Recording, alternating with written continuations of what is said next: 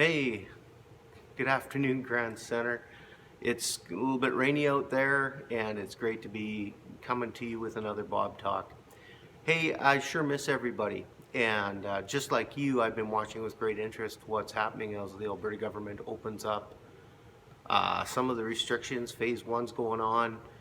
They're talking about phase two and three. And the questions inevitably have been man, when can we get back to the gathering? When can we get back to coming to a place and having that worship experience together? I can't tell you how much I miss it, but there are some guiding principles, and thought that I would do just a really short talk about what we're thinking and some of the reasons we have why we need to keep going for a little while the way it is. First, we know from Scripture that we're to bless the community we're in. Wherever it is, whether the children of God were in exile or wherever He has you, He says He wants you to bless your community.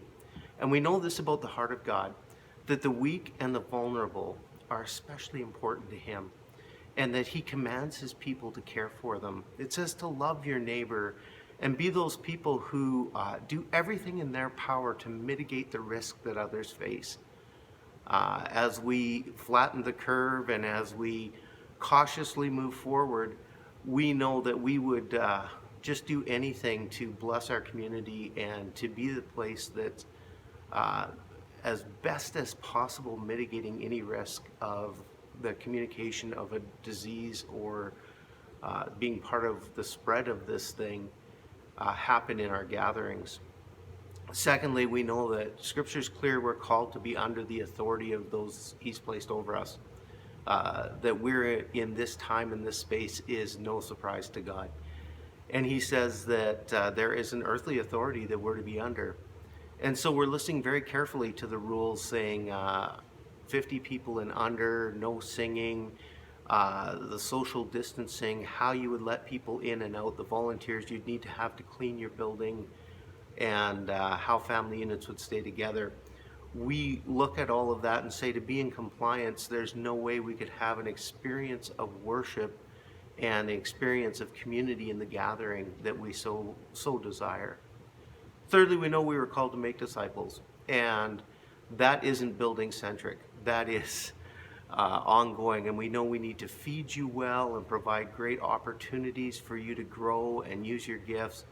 And that secondly, community is of the extreme importance, but gathering isn't the only place that can happen. And while we're providing virtual community and we're looking for ways to connect different people, and now as smaller groups can maybe gather outside for a fire, or there could be worship experiences in some of the small group settings, we know that making disciples in this season doesn't totally depend on a gathering on Sunday morning in a place and a time, but it does depend on us continuing to pursue Jesus and to grow as disciples. And so while we're committed to making disciples, we're just going to find ways in the virtual world and in the season that we're in to do that well. Here's clearly, we know this is temporary, and we are listening and reading and doing everything we can do to know when it would be wise for us to begin to open the doors, and how we would do that safely and how we would do that respectfully in our community.